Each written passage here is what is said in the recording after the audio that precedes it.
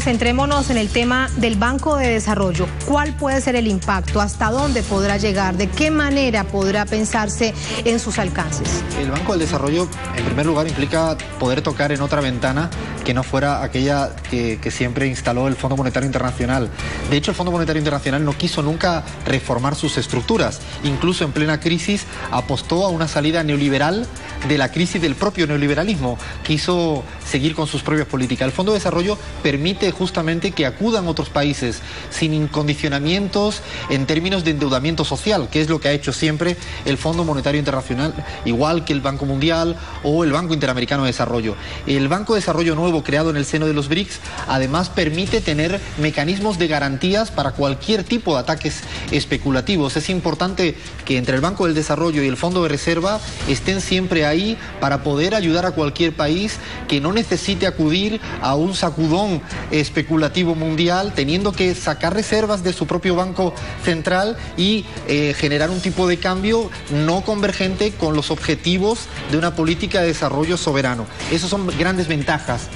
Vamos a los ejemplos concretos. El primero de ellos, el Banco del BRICS, ¿le pueden prestar a cualquier nación del mundo que realmente lo requiera? Es un banco que está establecido para sus propios integrantes, pero también para cualquier tipo de país que considere que puede acudir a financiaciones para mecanismos de desarrollo en una dirección absolutamente distinta de esos condicionamientos macroeconómicos, porque pueden darse para proyectos microeconómicos, energéticos, tecnológicos, de cambio de matriz productiva. Y es importante verdaderamente evitar la gran dependencia de la hegemonía, tocando, insisto, en otro tipo de puertas. Y nos planteabas lo que ha hecho históricamente el Fondo Monetario Internacional. Veremos que ese ya no será el escenario, es decir, te presto dinero, pero tienes que reformar tu estructura, tienes que disminuir tu Estado, debes asumir políticas que son las que yo te estoy imponiendo. ¿Eso no lo veremos en el Banco de Desarrollo? Esto me parece que es el primer paso para un punto final del consenso de Washington.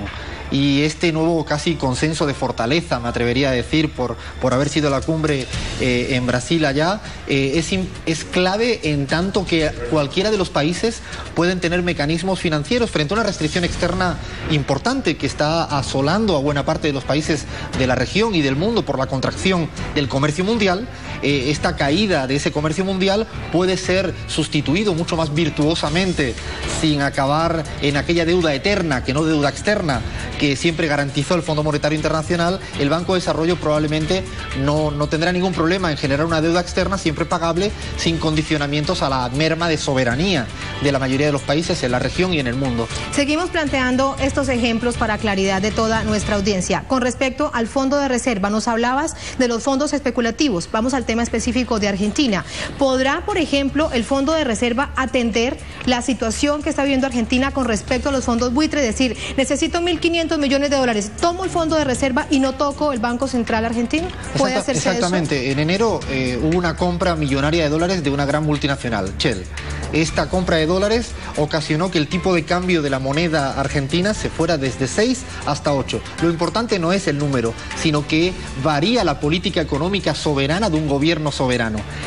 ¿Por qué? Porque tiene que acudir a las reservas del Banco Central y ponerlas, en vez de desarrollo productivo, desarrollo social, inversión social, como había venido haciendo, esa cantidad de millones de dólares tiene que ir destinado para contrarrestar un ataque especulativo de una gran transnacional. Con el Fondo de Reserva, si se establecen los mecanismos garantes de esto, iremos en un camino absolutamente distinto, porque estará para prestar ahí, evitará el ataque especulativo y fundamentalmente evitará un endeudamiento social como el que estamos viendo en Europa, que es un buen ejemplo de cómo pagar la deuda financiera es siempre a base de un mayor endeudamiento social. A base del sufrimiento de las poblaciones, ¿qué otras acciones pueden emprenderse a través del Fondo de Reserva? Planteábamos esta situación de los fondos especulativos, pero ¿hacia dónde más puede prosperar? El siguiente paso que creo que desde Venezuela siempre fue uno de los lugares pioneros en el discurso del comandante Chávez respecto a la necesidad de utilizar otras monedas que superen esa hegemonía del dólar.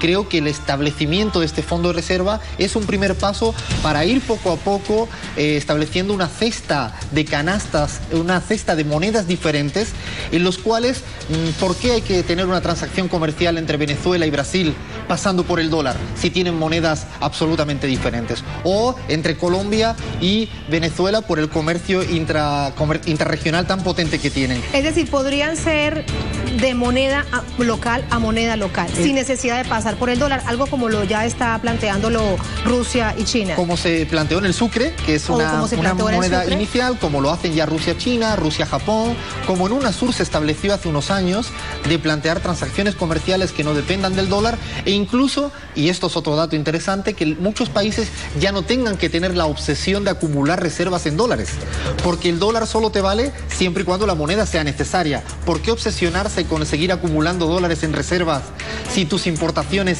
se hacen en otra moneda? Esto de alguna manera reduce la presión de este gran mito instalado, ¿no?, desde esos acuerdos de Bretton Woods en el momento hace mucho tiempo y que han perdurado y han seguido trabajando en ello. Este fondo de reserva establece una alternativa de esa siempre denominada otra economía es posible, mucho más justa y probablemente mucho más diversificada, más reequilibrada internacionalmente.